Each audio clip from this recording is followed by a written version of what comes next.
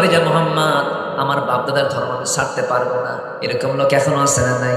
আমার বাপ দাদা সোর, আমিও সোর, আছে না এরকম কিছু লোক? আছে না? আমার বাপ সোর, আমার বাপ করে গেছে সোরের দল, 28 লক্ষ কোটি টাকা দেশ থেকে পাচার করে নিয়ে চলে গেছে। জানেন আপনারা? জানেন আপনারা? জানেন আমার বাপ সোরের দল, আমিও সোরের দল, এরকম লোক আছে না নাই? এটা কখনো করা যাবে না, কারণ বাপ যাবে বাপের আমলনামা নিয়া, আমি যাব আমার আমলনামা নিয়া, আমার বাপ যাবে আমলনামা নিয়ে জান্নাতি, আমিও যাব আমি আমার আমলনামা নিয়ে জান্নাতে। বাবার আমল দিয়ে আমার কিছু হবে না, আমার আমল দিয়ে বাবার কিছু হবে না। লাহা মা কাসাবাত ওয়া লাকুম মা কাসাবতুম, কেউ কারো উপকারে আসবে না। তাই যদি হতো আমাদের জাতির পিতাকে বলেন, বলেন জোরে বলেন, এটাও তো আটকে রাখছিল 16 বছর আটকে। জানেন না আপনারা আমাদের দেশের জাতির পিতা কে? হ্যাঁ বলছে তো, আমার দেশে নয়, গোটা দুনিয়ার মুসলিম মিল্লাতের জাতির পিতাকে বলেন। তার বাপকে মুশরিক না মুমিন? বলেন মুমিন না মুশরিক? মুশরিক। তার বাবা মুশরিক আর তার ছেলে হলো আল্লাহর পয়গম্বর। বলেন তো আল্লাহর পয়গম্বর হওয়ার পরেও ওই বাবা মুশরিক কি জান্নাতে নিতে পারবেন? পারবেন না। কেন? তার মধ্যে কি নাই? ঈমান না। শর্ত হলো 1 নম্বর কি আনা? ঈমান আনা। আরো 9টা বিষয় আছে, কিন্তু এই 9টা বিষয় আজকে শেষ করব, এরপরে মাহফিল থেকে উঠবো। রাজি আছেন তো সবাই? আমার বন্ধুগণ, আবু তালেব বাঁচলেন না, দুনিয়া থেকে বিদায় নিয়ে নিলেন। আমার নবজি তাকে বিদায় দিলেন।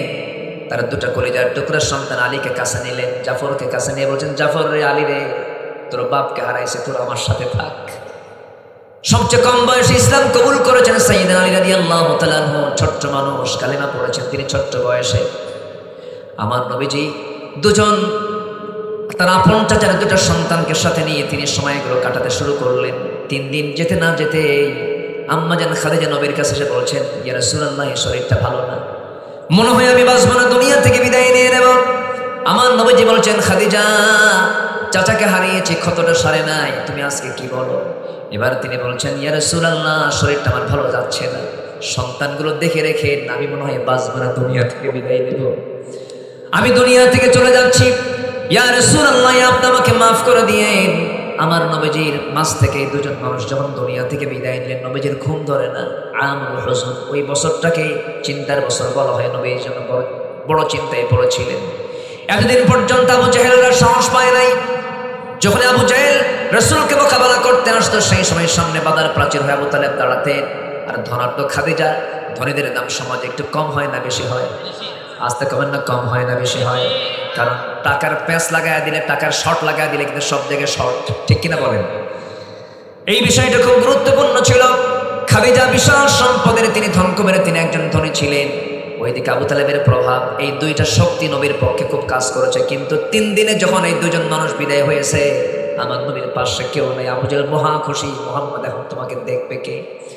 আমার নবীজির পাশে কেউ নাই, নিঃসঙ্গতা এই সময়গুলো কাটতেছে। আল্লাহ রাব্বুল আলামিন বলছেন, আমার হাবিব, আপনার নিঃসঙ্গতা দূর করার জন্য আমি বেশি নয়, আমি আপনার জন্য বাজেট পাস করেছি। আমি আপনাকে আর শাজিমের মেহমান বানাই, আমি আপনাকে মেরাজ করায় দিতে চাই। জোরে কোন সুবহানাল্লাহ, আল্লাহু আকবার বলেন।